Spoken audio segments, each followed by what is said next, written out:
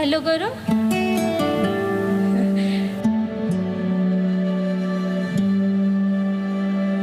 जन्नी जने या भगत जाने या दाता या सूर, नहीं तो जन्नी बाज रहे काहे गवाए नूर। दाता जिहड़ा दानी है, जिहड़ा कि निष्काम सेवा करता है, हर उस जरूरतमंद व्यक्ति लिए सेवा करता है, उहदे लिए प्रयास करता है जिहड़ा कि उस काम नूं करन विच सक्षम नहीं हैगा। इदां दी एक संस्था है लुधियाना दी, जिसका नाम हैगा कृष्णा प्राण ब्रैसट कैंसर चैरिटेबल ट्रस्ट, जिहदे संस्थापक ने पंजाब दे राज्य सभा सांसद संजीव अरोड़ा। संजीव अरोड़ा ਵੱਲੋਂ एक बच्चे ਲਈ 17 ਮਹੀਨੇ ਦੇ ਬੱਚੇ ਲਈ ਕਰੀਬਨ 17.5 ਕਰੋੜ ਰੁਪਏ ਦਾ ਇੱਕ ਇੰਜੈਕਸ਼ਨ ਵਿਦੇਸ਼ ਤੋਂ ਮੰਗਵਾਇਆ ਗਿਆ, ਕਿਉਂਕਿ ਡਾਕਟਰਸ ਨੇ ਉਹਨਾਂ ਨੂੰ ਕਹਿ ਦਿੱਤਾ ਸੀਗਾ ਕਿ ਅਗਰ 24 ਮਹੀਨੇ ਤੋਂ ਪਹਿਲਾਂ ਅਗਰ ਇਸ ਬੱਚੇ ਨੂੰ ਇੰਜੈਕਸ਼ਨ ਲੱਗ ਜਾਏਗਾ ਤਾਂ ਉਹ ਬੱਚਾ ਬਚੇਗਾ, ਨਹੀਂ ਉਹ ਨਹੀਂ ਬਚੇਗਾ। ਪਰਿਵਾਰ ਨੂੰ ਜਦ ਇਸ ਗੱਲ ਦਾ ਪਤਾ ਲੱਗਿਆ ਤਾਂ ਉਹ ਬੜੇ ਪਰੇਸ਼ਾਨ ਹੋਏ। ਦਿੱਲੀ ਦਾ ਰਹਿਣ ਵਾਲਾ ਇਹ ਪਰਿਵਾਰ ਇੱਧਰ ਉੱਧਰ ਭਟਕਣ ਲੱਗਿਆ, ਪਰ ਜਦ ਕੋਈ ਸਾਥ ਨਹੀਂ ਮਿਲਿਆ ਤਾਂ ਉਹਨਾਂ ਨੇ ਸੰਜੀਵ ਅਰੋੜਾ ਨਾਲ ਸੰਪਰਕ ਕੀਤਾ। ਸੰਜੀਵ ਅਰੋੜਾ ਵੱਲੋਂ ਜਿਹੜੀ ਸੀਗੀ ਮਿਹਨਤ ਕੀਤੀ ਗਈ, ਕਿਸੇ ਤੋਂ 500 ਰੁਪਏ ਦਾ ਦਾਨ ਲਿੱਤਾ ਗਿਆ, ਕਿਸੇ ਤੋਂ 1 ਕਰੋੜ ਦਾ ਦਾਨ ਲਿੱਤਾ ਗਿਆ, ਤੇ ਕਰਦੇ 17.5 ਕਰੋੜ ਰੁਪਏ ਇਕੱਠੇ ਕੀਤੇ ਗਏ ਤੇ ਬੱਚੇ ਦੇ ਇੰਜੈਕਸ਼ਨ ਲਵਾ ਦਿੱਤਾ ਗਿਆ ਹੈਗਾ। ਤੇ ਹੁਣ ਜਿਹੜਾ ਬੱਚਾ ਹੈਗਾ ਆ ਉਹਦੇ ਇੰਜੈਕਸ਼ਨ ਲੱਗ ਗਿਆ ਹੈਗਾ, ਤੇ ਹੁਣ ਆਉਣ ਵਾਲੇ ਟਾਈਮ ਦੇ ਵਿੱਚ ਜਿਹੜੇ ਡਾਕਟਰ ਨੇ ਉਹਦੀ ਰਿਸਰਚ ਕਰ ਰਹੇ ਨੇ ਤੇ ਉਹ ਬੱਚਾ ਜਿਹੜਾ ਹੈਗਾ ਹੁਣ ਇਸ ਟਾਈਮ ਠੀਕ ਹੈਗਾ, ਤੇ ਪਰਿਵਾਰ ਵੀ ਉਹਦਾ ਕਾਫੀ ਖੁਸ਼ ਹੈ, ਕਿਉਂਕਿ ਜੋ ਬੱਚਾ ਸੀਗਾ ਅਗਰ ਇੰਜੈਕਸ਼ਨ ਨਾ ਲੱਗਦਾ ਤਾਂ ਉਹਦੀ ਮੌਤ ਵੀ ਹੋ ਸਕਦੀ ਸੀਗੀ। ਅੱਜ ਦੇ ਮਹਾਂਪੁਰਖ ਪ੍ਰੋਗਰਾਮ ਦੇ ਵਿੱਚ ਅਸੀਂ ਤੁਹਾਨੂੰ ਸੰਜੀਵ ਅਰੋੜਾ ਨਾਲ ਮਿਲਾਵਾਂਗੇ, ਦੱਸਾਂਗੇ ਕਿ ਕਿਸ ਤਰ੍ਹਾਂ ਨਾਲ ਉਹਨਾਂ ਨੇ 17.5 ਕਰੋੜ ਰੁਪਏ ਜਿਹੜੇ ਸੀ ਇਕੱਠੇ ਕੀਤੇ ਔਰ ਇਸ ਬੱਚੇ ਦੀ ਇੰਜੈਕਸ਼ਨ ਲਗਵਾਇਆ।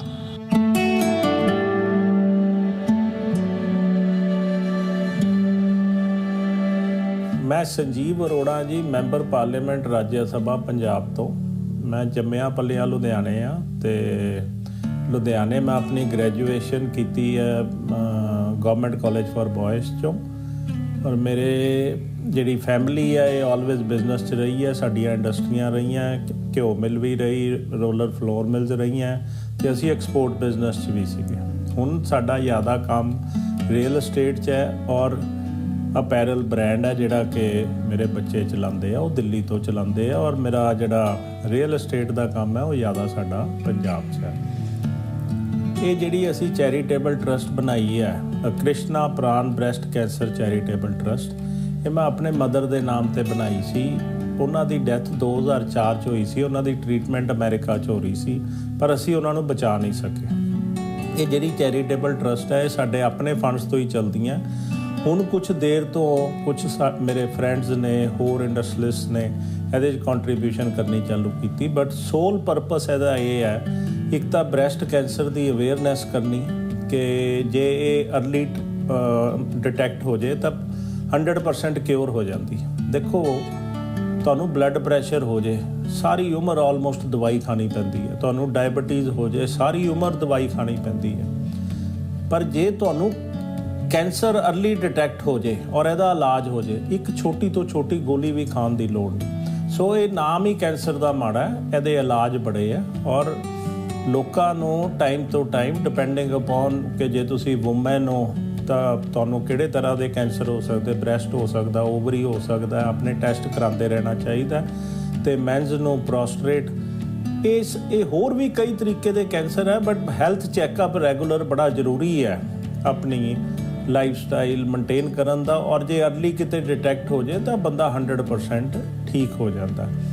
ਇਹ ਜਿਹੜੀ ਟਰਸਟ ਅਸੀਂ ਬਣਾਈ ਹੈ, ਇਹਦੇ 'ਚ ਜਿਹੜੇ ਅਸੀਂ ਪੇਸ਼ੈਂਟ ਟਰੀਟ ਕਰੀਦੇ ਆ, ਜਿਹੜਾ ਪੇਸ਼ੈਂਟ ਅਸੀਂ ਅਡੋਪਟ ਕਰ ਲਈਏ ਉਹਨੂੰ last day of there life ਜਾਂ ਜਦੋਂ ਤੱਕ ਉਹਨਾਂ ਦਾ ਇਲਾਜ ਚੱਲਦਾ, ਜਿੰਨੀ ਟਰੀਟਮੈਂਟ ਦੀ ਲੋੜ ਹੈ, ਚਾਹੇ ਕੀਮੋ ਹੈ, ਚਾਹੇ ਰੇਡੀਓਥੈਰੇਪੀ ਹੈ, ਚਾਹੇ ਸਰਜਰੀ ਹੈ, ਹਸਪੀਟਲਾਈਜੇਸ਼ਨ ਹੈ, ਦਵਾਈਆਂ, ਉਹ ਸਾਡੀ ਟਰਸਟ ਦਿੰਦੀ, ਜਿਸ ਤਰ੍ਹਾਂ ਪੈਸੇ ਖਰਚ ਹੁੰਦੇ ਆ।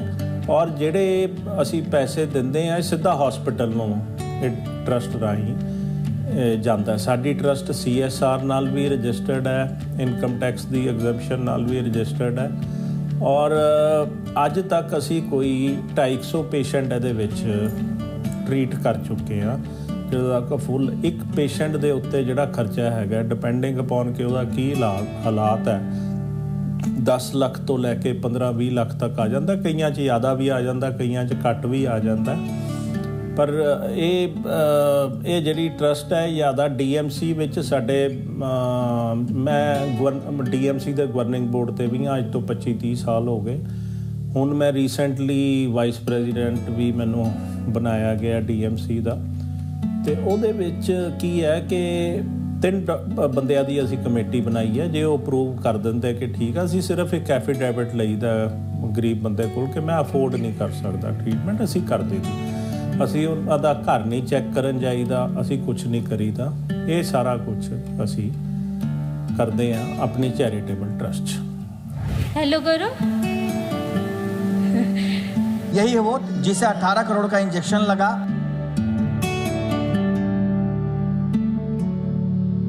इतनी बड़ी रकम को हम अकेले कभी नहीं इकट्ठा कर पाते। कम से कम उसको दवाई मिल चुकी है और मेरा बच्चा जिंदगी की जो छोटी सी जंग है अभी उसमें कदम रख रहा है।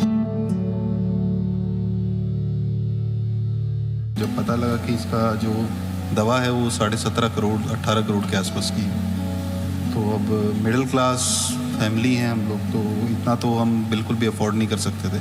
शुरुआत में तो बहुत प्रॉब्लम आई क्योंकि लोगों को यकीन ही नहीं हुआ कि इतना महंगा इंजेक्शन भी पॉसिबल है 17-18 करोड़ रुपए का। और काफ़ी जो है पॉलिटिकल लोग भी, जैसे सांसद जी हैं संजीव अरोड़ा जी हैं, वो भी हमारे साथ शुरू से और आज तक जुड़े हुए हैं। एक ट्रस्ट है कृष्णा प्राण ब्रेस्ट कैंसर ट्रस्ट है जो लुधियाना में आई थिंक रन करते हैं, तो उसके थ्रू उन्होंने काफ़ी हमारी हेल्प की। यही एक दवा की कॉस्ट थी, यही बस हमारी रीच से बाहर थी। थोड़ा सा जो कहते हैं ना कि रिलीफ मिला है अपने बच्चे को ऐसे देख के कि कन्नौ को ये दवाई मिली है।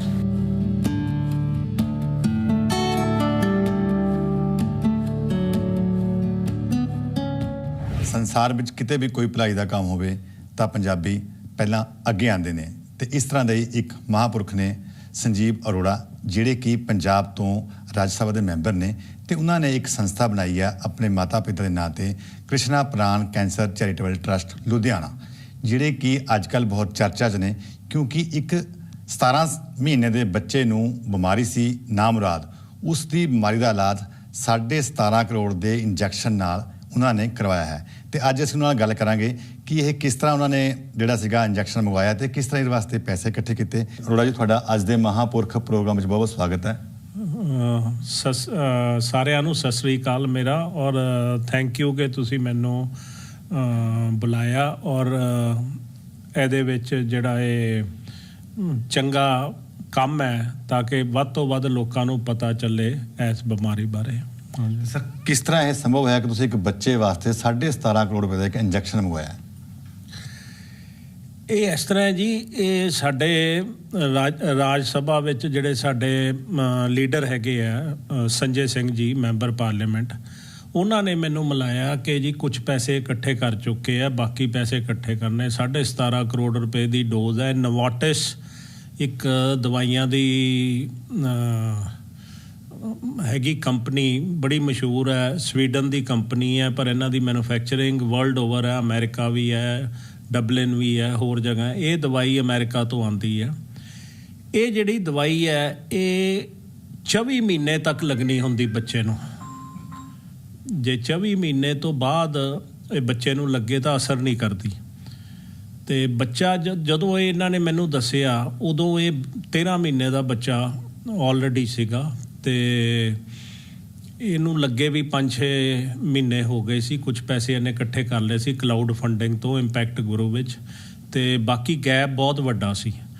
ਫਿਰ ਜਦੋਂ ਮਾਂ ਪਿਓ ਮੈਨੂੰ ਮਿਲਣ ਆਏ, ਬੱਚਾ ਨਾਲ ਆਇਆ, ਮੈਂ ਦੇਖਿਆ, ਮੈਂ ਕਿਹਾ ਬੱਚੇ ਨੂੰ ਮੈਂ ਚਾਕਲੇਟ ਦੇਵਾਂ, ਉਹ ਕਹਿੰਦੇ ਜੀ ਇਹ ਚਾਕਲੇਟ ਵੀ ਨਹੀਂ ਖਾ ਸਕਦਾ, ਸਿਰਫ ਲਿਕੁਇਡ, ਥੱਲਾ ਹਿੱਸਾ ਬੱਚੇ ਦਾ ਚੱਲਦਾ ਨਹੀਂ ਸੀ।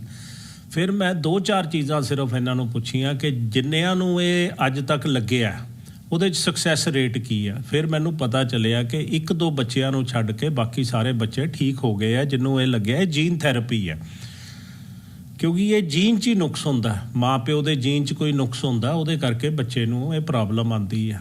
ਕਈਆਂ ਨੂੰ ਤਾਂ ਪਤਾ ਹੀ ਨਹੀਂ ਲੱਗਦਾ ਵੀ ਕੀ ਪ੍ਰੋਬਲਮ ਸੀ, ਪਰ ਇਹਨਾਂ ਨੇ, ਕਿਉਂਕਿ ਇਹ ਦਿੱਲੀ 'ਚ ਸੀਗੇ, ਇਹਨਾਂ ਦਾ ਜਿਹੜਾ ਇਹ ਚੰਗੇ ਜਿਹੜੇ ਡਾਕਟਰਾਂ ਕੋਲ ਗਏ, ਗੰਗਾ ਰਾਮ 'ਚ, ਏਮਜ਼ ਵਿੱਚ, ਸਾਰਿਆਂ ਨੇ ਕਨਫਰਮ ਕਰਤਾ ਕਿ ਇਹ ਪ੍ਰੋਬਲਮ ਹੈਗੀ ਆ। ਅਤੇ ਫਿਰ ਮੈਂ ਬੜਾ ਸੋਚਿਆ, ਮੈਂ ਕਿਹਾ ਚਲੋ ਮੈਨੂੰ ਟਾਈਮ ਦਿਓ, ਪਰ ਮੈਂ ਉਹਨਾਂ ਨੂੰ ਹੌਸਲਾ ਦੇ ਕੇ ਤੋਰਿਆ ਕਿ ਆਪਾਂ ਬੈਸਟ ਕਰਾਂਗੇ। ਫਿਰ ਮੈਂ ਬੜਾ ਹਫ਼ਤਾ 10 ਦਿਨ ਸੋਚਦਾ ਰਿਹਾ ਵੀ ਕਿਸ ਤਰ੍ਹਾਂ ਕਰੀਏ, ਕੀ ਕਰੀਏ। ਫਿਰ ਮੇਰੇ ਦਿਮਾਗ 'ਚ ਆਇਆ, ਮੈਂ ਕੁਝ ਆਪਣੇ ਸਾਥੀ ਐਮਪੀਆਂ ਨੂੰ ਰਿਕੁਐਸਟ ਕੀਤੀ, ਕੁਝ ਸੈਲੀਬ੍ਰਿਟੀਜ਼ ਨੂੰ ਰਿਕੁਐਸਟ ਕੀਤੀ, 12 ਐਮਪੀ ਤੇ 12 ਸੈਲੀਬ੍ਰਿਟੀ ਇਕੱਠੇ ਕੀਤੇ ਔਰ ਅਸੀਂ ਫੁੱਲ ਪੇਜ ਦੀ ਐਡ UPI ਦਾ ਕੋਡ ਦੇ ਕੇ ਤੇ ਬੈਂਕ ਡਿਟੇਲ ਦੇ ਕੇ ਕੀਤਾ ਕਿ ਬੱਚੇ ਦੀ ਹੈਲਪ ਕਰੋ। ਪੂਰੀ ਬਿਮਾਰੀ ਬਾਰੇ ਲਿਖਿਆ, ਕਿੰਨੇ ਪੈਸੇ ਚਾਹੀਦੇ, ਉਹਦੇ 'ਚ ਇਹ ਵੀ ਲਿਖਿਆ ਜੇ ਲੱਖ ਬੰਦਾ ਵੀ 1000 ਰੁਪਇਆ ਇੱਕ ਬੰਦਾ ਦੇ ਦੇ, ਜੇ ਲੱਖ ਬੰਦੇ ਨੇ ਦੇਤਾ ਤਾਂ ਬੱਚੇ ਦੀ ਜਾਨ ਬਚ ਜਾਏਗੀ, 10 ਕਰੋੜ ਹੋ ਜਾਂਦਾ। ਕੁਝ ਪੈਸੇ ਸੀਗੇ ਵੀ। ਖੈਰ ਜੀ, ਸਾਨੂੰ ਰਿਸਪੌਂਸ ਬਹੁਤ ਵਧੀਆ ਮਿਲਿਆ। ਇੱਕੋ ਹੀ ਕੰਪਨੀ ਨੇ, ਮੈਨਕਾਈਂਡ ਇੱਕ ਕੰਪਨੀ ਆ, ਕਰੋੜ ਰੁਪਇਆ ਉਹਨਾਂ ਨੇ ਦੇ ਦਿੱਤਾ। ਹੋਰ ਮੇਰੇ ਯਾਰਾਂ ਦੋਸਤਾਂ ਨੇ ਕਈਆਂ ਨੇ ਲੱਖਾਂ 'ਚ ਦਿੱਤੇ। ਪਰ ਪਿੰਡਾਂ ਵਿੱਚੋਂ ਫੋਨ ਆਉਂਦੇ ਰਹੇ ਸਾਨੂੰ ਜੀ, ਅਸੀਂ ਕਿਸੇ ਨੇ 500 ਭੇਜਿਆ, ਕਿਸੇ ਨੇ 1000 ਭੇਜਿਆ, ਕਿਸੇ ਨੇ 5000 ਭੇਜਿਆ, ਕਿਸੇ ਨੇ 10000 ਭੇਜਿਆ। ਅਲਟੀਮੇਟਲੀ ਜੀ ਕਾਫੀ ਪੈਸੇ ਇਕੱਠੇ ਹੋ ਗਏ। ਫਿਰ ਮੈਂ ਟਵੀਟ ਕੀਤਾ ਨੋਵਾਰਟਿਸ ਵਾਲਿਆਂ ਨੂੰ ਕਿ ਹੁਣ ਇੰਨੇ ਪੈਸੇ ਇਕੱਠੇ ਹੋ ਗਏ, ਇਹ $2.2 ਮਿਲੀਅਨ ਹੈ, ਜਿਹੜਾ ਕਿ 17.5 ਕਰੋੜ ਬਣ ਜਾਂਦਾ ਹੈ। ਉਹ ਫਿਰ ਮੰਨ ਗਏ, ਕਹਿੰਦੇ ਚਲੋ ਕੁਛ ਅਸੀਂ ਕਰਾਂਗੇ, ਬਾਕੀ ਤੁਸੀਂ ਮਤਲਬ ਕਿ ਕਿਸੇ ਤਰੀਕੇ ਵੀ ਉਹਨਾਂ ਨੇ ਦਵਾਈ, ਜਿੰਨਾ ਥੋੜ੍ਹਾ ਬਹੁਤ ਗੈਪ ਸੀਗਾ, ਉਹਨਾਂ ਨੇ ਦਵਾਈ ਸਾਨੂੰ ਸ਼ਿਪ ਕਰਤੀ। ਉਹ ਬੱਚੇ ਨੂੰ ਪਿਛਲੇ ਮੰਗਲਵਾਰ ਗੰਗਾ ਰਾਮ ਹਸਪੀਟਲ 'ਚ ਦਵਾਈ ਲੱਗ ਗਈ। ਬੜਾ ਛੋਟਾ ਜਿਹਾ ਇੱਕ ਪੈਕਟ ਹੁੰਦਾ, ਇੰਨਾ ਕੁ ਪੈਕਟ ਹੁੰਦਾ ਜਿਹੜਾ ਦਵਾਈ ਦਾ, 7 ਵਾਇਲ ਹੁੰਦੇ ਛੋਟੇ ਇੰਜੈਕਸ਼ਨ, ਉਹ 1 ਘੰਟੇ 'ਚ ਹੀ ਬੱਚੇ ਨੂੰ ਲੱਗ ਗਏ। ਔਰ ਆਲਰੇਡੀ ਉਹ ਲੱਗ ਰਿਹਾ ਕਿ ਦਵਾਈ ਦਾ ਇਫੈਕਟ ਆ ਰਿਹਾ। ਮੇਰੀ ਕੱਲ੍ਹ ਵੀ ਉਹਦੇ ਫਾਦਰ ਨਾਲ WhatsApp 'ਤੇ ਗੱਲ ਹੋਈ, ਚੈਟ 'ਤੇ ਉਹ ਕਹਿੰਦਾ ਨਹੀਂ ਜੀ, ਨਾਰਮਲ ਜਿੱਦਾਂ ਉਹ ਦਵਾਈ ਲੱਗਣ ਤੋਂ ਬਾਅਦ ਕੋਈ ਬੁਖਾਰ ਹੁੰਦਾ, ਕੋਈ ਉਹ ਹੈ, ਪਰ ਵੈਸੇ ਇਹਦਾ ਜਿਹੜਾ ਅਸਲੀ ਅਸਰ ਪਤਾ ਲੱਗਦਾ ਉਹ 4 ਮਹੀਨਿਆਂ ਬਾਅਦ ਪਤਾ ਲੱਗਦਾ। ਔਰ ਅਸੀਂ ਸਾਰੇ ਪ੍ਰੇ ਕਰਦੇ ਹਾਂ ਕਿ ਦਵਾਈ ਦਾ ਅਸਰ ਪੂਰਾ ਠੀਕ ਹੋ ਜਾਏ ਔਰ ਬੱਚਾ ਠੀਕ ਹੋ ਜਾਏ। ਹਾਂਜੀ। ਤੇ ਜਦੋਂ ਤੁਸੀਂ ਕਿਹਾ, ਤੁਸੀਂ ਅਗਵਾਈ ਕੀਤੀ ਇਹਦੀ, ਤੁਸੀਂ ਕਿਹਾ ਸੈਲੀਬ੍ਰਿਟੀ ਸੀਗੇ, ਉਹਦੇ ਵਿੱਚ ਕੁਝ ਸੰਸਦ ਮੈਂਬਰ ਸੀਗੇ, ਇਹ ਕੌਣ ਨਾਮ ਦੱਸ ਸਕਦੇ ਉਹਨਾਂ ਦੇ ਵੀ? ਦੇਖੋ, ਸੰਸਦ ਮੈਂਬਰ ਜੀ 5 ਸਾਡੀ ਪਾਰਟੀ ਦੇ ਸੀ, ਆਮ ਆਦਮੀ ਪਾਰਟੀ ਦੇ। 1 ਸ਼ਿਵ ਸੈਨਾ ਦੇ ਸੀ, ਪ੍ਰਿਯੰਕਾ ਚਤੁਰਵੇਦੀ, ਜਿਹੜੇ ਕਿ ਬੰਬੇ ਦੇ ਹੈਗੇ ਆ। 3 BJP ਦੇ ਮੈਂ ਪਰਸਨਲੀ ਰਿਕੁਐਸਟ ਕੀਤੀ, 3 BJP ਦੇ ਸੀਗੇ, 3 ਕਾਂਗਰਸ ਦੇ ਸੀਗੇ। ਕਾਂਗਰਸ ਦੇ ਜਿਹੜੇ ਸੀਗੇ ਉਹਦੇ ਵਿੱਚ ਮਨੀਸ਼ ਤਿਵਾੜੀ ਜੀ ਸੀ। ਮੈਂ ਲੁਧਿਆਣੇ ਦੇ ਜਿਹੜੇ ਸਾਡੇ ਰਵਨੀਤ ਬਿੱਟੂ, ਉਹਨਾਂ ਨੂੰ ਕਿਹਾ, ਉਹ ਕਹਿੰਦੇ ਕੋਈ ਗੱਲ ਹੀ ਨਹੀਂ, ਤੁਸੀਂ ਮੇਰਾ ਦੇ ਦਿਓ। ਉਹਨੂੰ 12 ਦੇ 12 ਮੈਨੂੰ ਯਾਦ ਨਹੀਂ, ਪਰ ਮੇਰੇ ਕੋਲ ਹੈਗਾ ਫੋਨ 'ਚ ਸਾਰੇ। ਤੇ ਹੰਸਰਾਜ ਹੰਸ ਜੀ ਨੂੰ ਮੈਂ ਰਿਕੁਐਸਟ ਕੀਤੀ, ਉਹ ਵੀ ਉਸੇ ਵੇਲੇ ਮੰਨ ਗਏ। ਪ੍ਰਿਯੰਕਾ ਚਤੁਰਵੇਦੀ, ਸਾਡੇ ਆਪਣੇ ਜਿਹੜੇ ਸੀਗੇ ਉਹ ਰਾਘਵ ਚੱਡਾ, ਸਾਡੀ ਪਾਰਟੀ ਦੇ ਰਾਘਵ ਚੱਡਾ ਸੀ, ਬਾਬਾ ਸੀਚੇਵਾਲ ਜੀ ਸੀ, ਮਿੱਤਲ ਸਾਹਿਬ ਸੀ, ਸੰਜੇ ਸਿੰਘ ਸੀ ਤੇ ਮੈਂ ਸੀ। ਤੇ ਹੁਣ 1-2 ਨਾਮ ਨਹੀਂ ਮੈਨੂੰ ਧਿਆਨ ਆ ਰਹੇ, ਪਰ ਅਸੀਂ 12 MP ਔਰ 12 ਸੈਲੀਬ੍ਰਿਟੀਜ਼ ਵਿੱਚ ਕਪਿਲ ਸ਼ਰਮਾ ਸੀ, ਕੀ ਨਾਮ, ਫਰਾਹ ਖਾਨ ਸੀ, ਹੋਰ ਭਾਰਤੀ, ਹੋਰ ਮਤਲਬ ਕਿ ਇਸ ਤਰ੍ਹਾਂ ਜ਼ਿਆਦਾ OTT ਜਿਹੜੇ ਹੈਗੇ ਜਾਂ TV ਆਰਟਿਸਟ ਹੈ ਉਹ ਸੀਗੇ। ਇਸ ਤਰ੍ਹਾਂ ਅਸੀਂ ਸਾਰੇ ਇਕੱਠੇ ਕਰਕੇ ਫਿਰ ਜਿਹੜੇ ਡਾਕਟਰ, 2 ਟ੍ਰੀਟਿੰਗ ਡਾਕਟਰ ਹੈ, ਇੱਕ ਏਮਸ ਦੀ ਹੈ ਤੇ ਇੱਕ ਡਾਕਟਰ ਪੁਰੀ ਹੈ, ਗੰਗਾ ਰਾਮ, ਜਿਨ੍ਹਾਂ ਨੇ ਫਾਈਨਲੀ ਇਹਨੂੰ ਟ੍ਰੀਟਮੈਂਟ ਕੀਤੀ ਹੈ, ਉਹਨਾਂ ਦਾ ਵੀ ਅਸੀਂ ਜਿਹੜੀ ਚਿੱਠੀਆਂ ਸੀ ਉਹ ਵੀ ਸਾਰਿਆਂ ਨੂੰ ਦੱਸੀਆਂ ਕਿ ਇਹ 2 ਡਾਕਟਰ ਟ੍ਰੀਟ ਕਰ ਰਹੇ ਆ, ਇਹ ਹੈ। ਤੇ ਅਖੀਰ ਜੀ ਪੈਸੇ ਇਕੱਠੇ ਹੋ ਗਏ, ਪੈਸੇ ਚਲੇ ਗਏ, ਦਵਾਈ ਆ ਗਈ ਔਰ ਬੱਚੇ ਨੂੰ ਲੱਗ ਵੀ ਗਈ। ਔਰ ਮੈਨੂੰ ਬੜੀ ਖੁਸ਼ੀ ਹੈ ਕਿ ਜੋ ਅਸੀਂ ਕੋਸ਼ਿਸ਼ ਕੀਤੀ ਉਹ ਕਾਮਯਾਬ ਹੋ ਗਈ। ਤੇ ਸਰ, ਜਦੋਂ ਤੁਹਾਨੂੰ ਲੱਗਿਆ ਵੀ 17.5 ਕਰੋੜ ਰੁਪਏ ਮਿਲ ਗਏ ਨੇ, ਹੁਣ ਬੱਚੇ ਨੂੰ ਦਵਾਈ ਮਿਲ ਜੂ, ਤੁਸੀਂ ਕਿੱਦਾਂ ਦੀ ਫੀਲਿੰਗ ਤੁਹਾਨੂੰ ਆਈ ਉਸ ਟਾਈਮ? ਮੈਨੂੰ ਬੜਾ ਚੰਗਾ ਲੱਗਿਆ ਜੀ, ਜਦੋਂ ਦਵਾਈ ਵਾਲਿਆਂ ਨੇ ਕਿਹਾ, ਨੋਵਾਰਟਿਸ ਵਾਲਿਆਂ ਨੇ, ਕਿ ਹੁਣ ਇਹ ਦਵਾਈ ਸ਼ਿਪ ਹੋ ਜਾਏਗੀ। ਔਰ ਬੜੀਆਂ ਇਹਦੇ 'ਚ ਨਾ ਫਾਰਮੈਲਿਟੀਜ਼ ਹੈ, ਮੈਂ ਤਾਂ ਤੁਹਾਨੂੰ ਸ਼ਾਰਟ 'ਚ ਦੱਸਦਾ। ਹਰ ਚੀਜ਼ 'ਤੇ ਸਰਟੀਫਿਕੇਟ ਲੈਣੇ, ਡਾਕਟਰਾਂ ਦੇ ਕੋਲੋਂ ਲੈਣਾ, ਫਿਰ ਨੋਵਾਰਟਿਸ ਵਾਲੇ ਅਪਰੂਵ ਕਰਦੇ ਸੀਗੇ। ਇਹ ਕੋਈ ਛੋਟਾ ਨਹੀਂ, ਮੈਂ ਤਾਂ ਤੁਹਾਨੂੰ ਬਰੀਫ 'ਚ ਦੱਸ ਰਿਹਾ। ਪਰ ਜਦੋਂ ਸਾਰੀਆਂ ਫਾਰਮੈਲਿਟੀਜ਼ ਪੂਰੀਆਂ ਹੋ ਗਈਆਂ, ਦਵਾਈ ਉੱਥੋਂ ਚੱਲ ਪਈ, ਬੜੀ ਖੁਸ਼ੀ ਹੋਈ। ਔਰ ਇੱਕ ਇਹਦੇ ਲਈ ਸਰਟੀਫਿਕੇਟ ਵੀ ਗਵਰਨਮੈਂਟ ਤੋਂ ਲੈਣਾ ਪੈਂਦਾ ਕਿ ਜਿਹੜੀ ਦਵਾਈ ਆ ਰਹੀ ਹੈ ਇਹਦੇ 'ਤੇ ਕੋਈ ਕਸਟਮ ਡਿਊਟੀ ਨਹੀਂ ਲੱਗੇਗੀ। ਪਰ ਮੈਂ ਸਰਾਹਨਾ ਕਰਦਾ ਆਪਣੇ ਸੈਕਟਰੀ ਹੈਲਥ ਹੈਗੇ ਰਜੇਸ਼ ਭੂਸ਼ਣ ਜੀ, ਉਹਨਾਂ ਨੂੰ ਰਿਕੁਐਸਟ ਕੀਤੀ, ਉਹਨਾਂ ਨੇ 4 ਘੰਟਿਆਂ 'ਚ ਮੈਨੂੰ ਸਰਟੀਫਿਕੇਟ WhatsApp ਕਰਤੀ ਸੀ ਕਾਪੀ ਔਰ ਦੇ ਦਿੱਤਾ। ਤੇ ਜਿਹੜੇ ਬੱਚਾ ਹੈ ਜੀ, ਹੁਣ ਉਹਦਾ ਇੰਜੈਕਸ਼ਨ ਲੱਗ ਗਿਆ, ਉਹਦੀ ਫੈਮਿਲੀ ਨੂੰ ਤੁਸੀਂ ਮਿਲਦੇ ਹੋ, ਉਹਦੇ ਕੀ ਕਹਿੰਦੇ ਹੋ, ਕਿੱਦਾਂ ਫੀਲ ਕਰ ਰਹੇ ਆ? ਜਿਹਨਾਂ ਨੂੰ ਪਹਿਲਾਂ ਸੀਗਾ ਕਿ ਪੈਸੇ ਇਕੱਠੇ ਹੋਣਗੇ, ਪਤਾ ਨਹੀਂ ਹੋਣਗੇ। ਮੈਂ ਜੀ ਪੂਰੀ ਫੈਮਿਲੀ, ਮੇਰੀ ਪੂਰੀ ਫੈਮਿਲੀ, ਅਸੀਂ ਉਹਨਾਂ ਦੇ ਘਰ ਜਾ ਕੇ ਆਏ ਹਾਂ। ਉਹਨਾਂ ਦੇ ਦਾਦਾ ਜੀ, ਦਾਦੀ ਜੀ, बच्चे दे मदर फादर और बच्चा मतलब कि सारे होर भी कई रिश्तेदार सी वो इन्ने खुश होए, इन्ने खुश है। वो बेचारी दादी दा रोई जा रही थी और बड़े उन्हां दे मूँह ते खुशी देख के सानू आप खुशी लगती है कि बहुत चंगा काम हो गया। ਤੇ ਤੁਸੀਂ ਸਰਕਾਰ ਚੋਂ ਤੁਸੀਂ ਰਾਜ ਸਭਾ ਮੈਂਬਰ ਵੀ ਹੋ ਗਏ ਹੋ ਕਿ ਤੁਸੀਂ ਇਹ ਸੋਚਿਆ ਕਿ ਇਹ ਸਰਕਾਰ ਨੂੰ ਕੋਈ ਇਦਾਂ ਦੀ ਅਪੀਲ ਕਰੋਗੇ ਜਿਹੜੇ ਇਦਾਂ ਦੇ ਇੰਜੈਕਸ਼ਨ ਬਾਹਰ ਤੋਂ ਆਉਂਦੇ ਨੇ ਉਹ ਇੱਥੇ ਬਣਨ ਜਾਂ ਉਹਦੇ ਪਰ ਕੋਈ ਨਾ ਕੋਈ ਡਿਊਟੀ ਘੱਟ ਹੋਵੇ? ਮੈਂ ਜੀ ਆਲਰੇਡੀ ਕੁਐਸਚਨ ਪੁੱਟ ਕਰ ਚੁੱਕਾ ਰਾਜ ਸਭਾ 'ਚ, ਉਹ ਕਿਹੜੀ ਤਰੀਕ ਲੱਗੇਗਾ ਹੁਣ ਦੇਖਦਾ ਜਾਂ ਉਹਦਾ ਕੀ ਜਵਾਬ ਆਉਂਦਾ ਕਿ ਡਿਜ਼ੀਜ਼ ਦੇ ਉੱਤੇ ਸਰਕਾਰ ਨੂੰ ਰਿਸਰਚ ਐਂਡ ਡਿਵੈਲਪਮੈਂਟ ਤੇ ਪੈਸਾ ਖਰਚਣਾ ਚਾਹੀਦਾ ਤਾਂ ਕਿ ਇਹ ਸਸਤੀ ਦਵਾਈ ਇੱਥੇ ਬਣ ਸਕੇ ਔਰ ਨੋਵਾਰਟਿਸ ਵਾਲਿਆਂ ਨਾਲ ਵੀ ਬੁਲਾ ਕੇ ਗੱਲ ਕੀਤੀ ਜਾਵੇ ਕਿ ਇੰਡੀਆ ਲਈ ਕੋਈ ਸਪੈਸ਼ਲ ਪ੍ਰਾਈਜ਼ ਰੱਖੀ ਜਾਵੇ ਤਾਂ ਕਿ ਵੱਧ ਤੋਂ ਵੱਧ ਬੱਚੇ ਟਰੀਟ ਹੋ ਸਕਣ। ਸੰਜੀਵ ਅਰੋੜਾ ਜੀ ਮੀਡੀਆ ਨਾਲ ਗੱਲ ਕਰਨ ਵਾਸਤੇ ਤੁਹਾਡਾ ਬਹੁਤ ਬਹੁਤ ਧੰਨਵਾਦ। ਥੈਂਕ ਯੂ ਜੀ, ਮੈਨੂੰ ਬੜਾ ਚੰਗਾ ਲੱਗਿਆ। ਮੈਂ ਤੁਹਾਡੇ ਚੈਨਲ ਦੇ ਮਾਧਿਅਮ ਨਾਲ ਸਾਰੇ ਲੋਕਾਂ ਨੂੰ ਪਤਾ ਲੱਗੇ ਕਿ ਇਹ ਬਿਮਾਰੀ ਵੀ ਹੈਗੀ ਆ ਔਰ ਹੌਸਲਾ ਨਹੀਂ ਹਰ ਕੋਈ ਵੀ ਬਿਮਾਰੀ ਹੋਵੇ ਹੌਸਲਾ ਨਹੀਂ ਹਰਨਾ ਚਾਹੀਦਾ। ਮੈਂ ਤੁਹਾਡੇ ਚੈਨਲ ਦੇ वाया सिर्फ यही संदेश देना चाहता हूँ।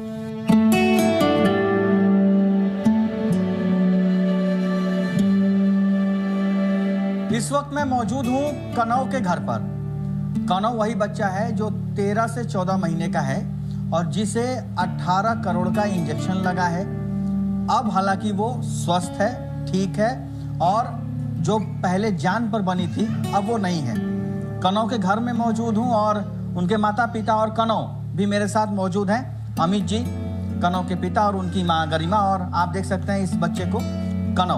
बहुत लोगों ने सपोर्ट किया, सेलिब्रिटी से लेके तमाम लोगों ने, नेताओं ने और तमाम अलग अलग सेक्टर के लोगों ने। अमित जी क्या था पूरा मामला और जिस तरीके से आप लोग आगे बढ़े, लोगों से मदद मांगी, सोशल मीडिया का भी जरिया लिया आप लोगों ने, कैसे कैसे मदद मिली? सबसे पहले कनव को ये बीमारी जो है अक्टूबर 2022 में डिटेक्ट हुई थी। तो इनिशियली तो इसके ट्रीटमेंट के बारे में कुछ पता ही नहीं था, तो सबसे पहले तो इसके ट्रीटमेंट के बारे में पता किया। तो जब पता लगा कि इसका जो दवा है वो 17.5 करोड़ 18 करोड़ के आसपास की, तो अब मिडिल क्लास फैमिली हैं हम लोग, तो इतना तो हम बिल्कुल भी अफोर्ड नहीं कर सकते थे। कोई रास्ता था नहीं, बच्चे को बचाना ही हमारा मोटिव था शुरू से ही। तो फिर हम शुरू में तो हमें कोई डायरेक्शन मिली ही नहीं कि कैसे हम क्या करें, बट हमने कहीं ना कहीं से जब पहले जिन बच्चों को लगा है, कुछ बच्चों को क्राउड फंडिंग से लगा है इधर, तो उन्हीं के नक्शे कदम पर चल के उन्हीं से बात करके फिर हमने क्राउड फंडिंग शुरू की।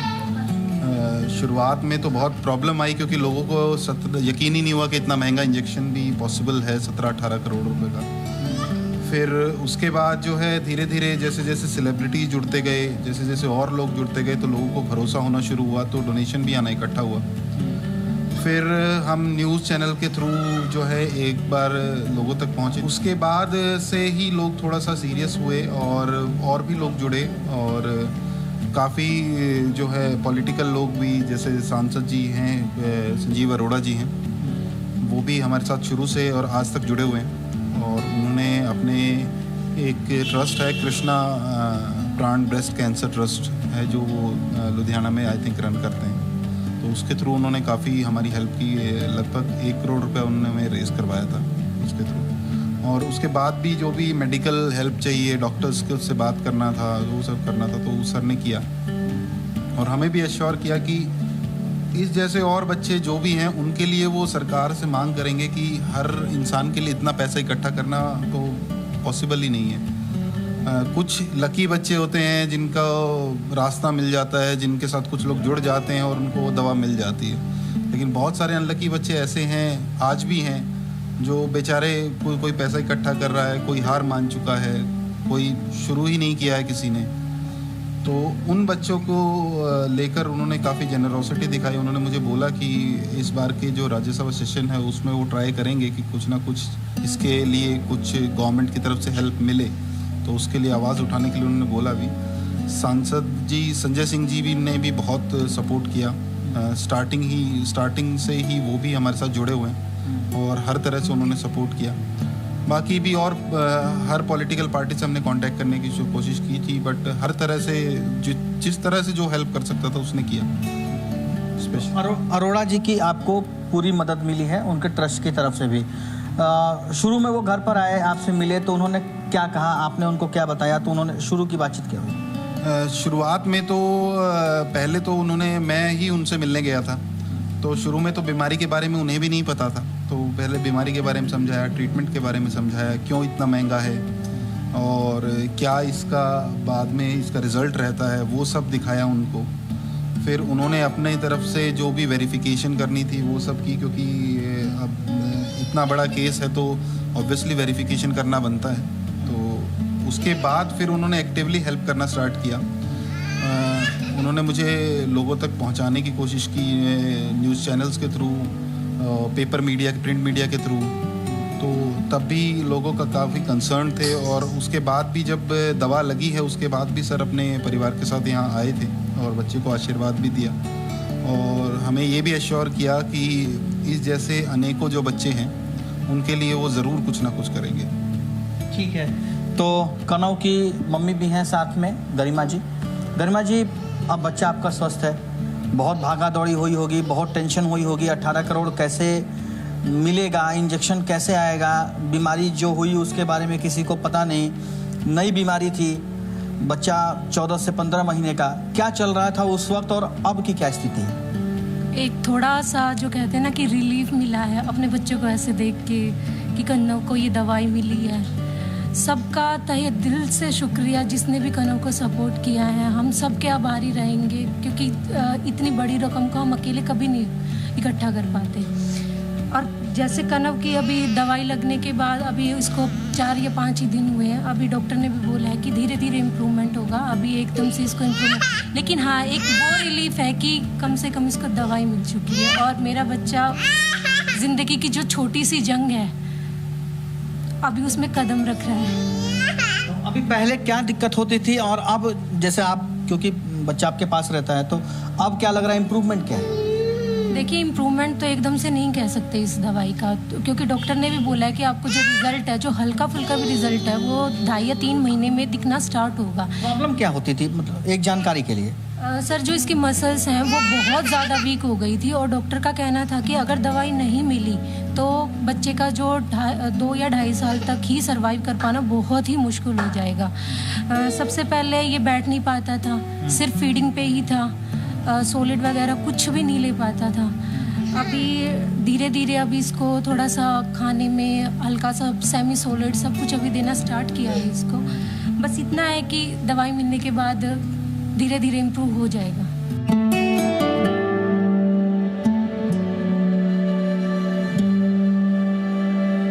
इस वक्त मैं गंगाराम हॉस्पिटल में मौजूद हूं और मेरे साथ डॉक्टर रत्ना दुआपुरी मैम मौजूद हैं। और मैम, जो कनव का जो केस था, 13 महीने का बच्चा, क्या बीमारी थी मैम उसको? कनव को एक न्यूरोमस्कुलर डिसऑर्डर था जिसका नाम है स्पाइनल मस्कुलर एट्रोफी।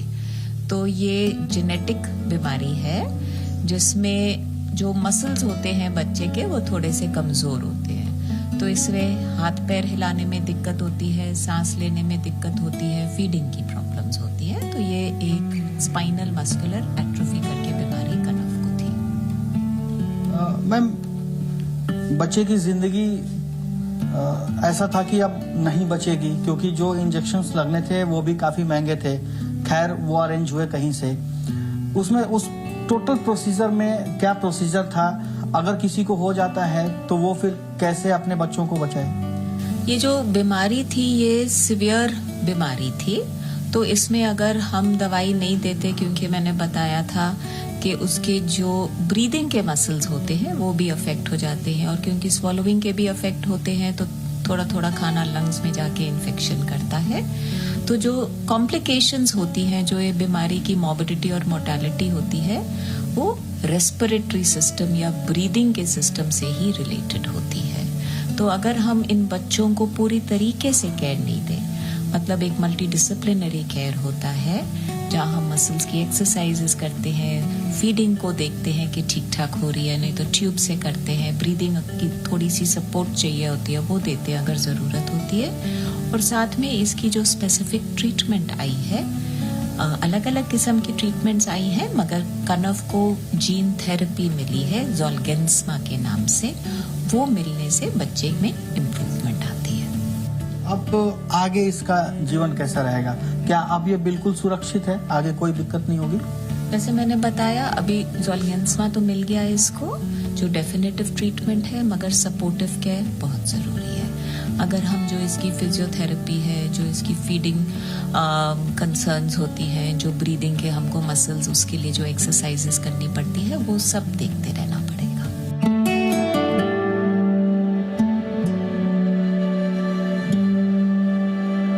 सांसद संजीव अरोड़ा दी संस्था कृष्णा प्राण ब्रेस्ट कैंसर चैरिटेबल ट्रस्ट ਵੱਲੋਂ 17 ਮਹੀਨਿਆਂ ਦੇ ਕਨਵ ਵਾਸਤੇ ਵਿਦੇਸ਼ੋਂ 17.5 ਕਰੋੜ ਰੁਪਏ ਦਾ ਇੰਜੈਕਸ਼ਨ ਮੰਗਵਾ ਕੇ ਦਿੱਤਾ ਗਿਆ, ਜਿਹੜਾ ਕਿ ਦਿੱਲੀ ਦੇ ਸਰ ਗੰਗਾਰਾਮ ਹਸਪਤਾਲ ਦੇ ਡਾਕਟਰਸ ਦੁਆਰਾ ਉਹਨੂੰ ਲਗਾ ਦਿੱਤਾ ਗਿਆ ਤੇ ਉਹਨੂੰ ਹੁਣ 6 ਮਹੀਨੇ ਤੱਕ ਡਾਕਟਰਸ ਆਬਜ਼ਰਵ ਕਰਨਗੇ।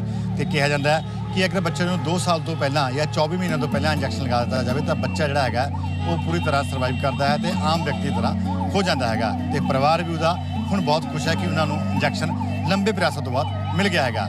ਤੇ ਅੱਜ ਦੇ ਮਹਾਂਪੁਰਖ प्रोग्राम ਵਿੱਚ ਮੈਨੂੰ ਮਨੋਜ ਜੋਸ਼ੀ ਅਤੇ ਮੇਰੇ ਕੈਮਰਾ ਪਰਸਨ ਅਸ਼ਵਨੀ ਮਿਨਾਸ ਨੂੰ ਦਿਓ ਇਜਾਜ਼ਤ।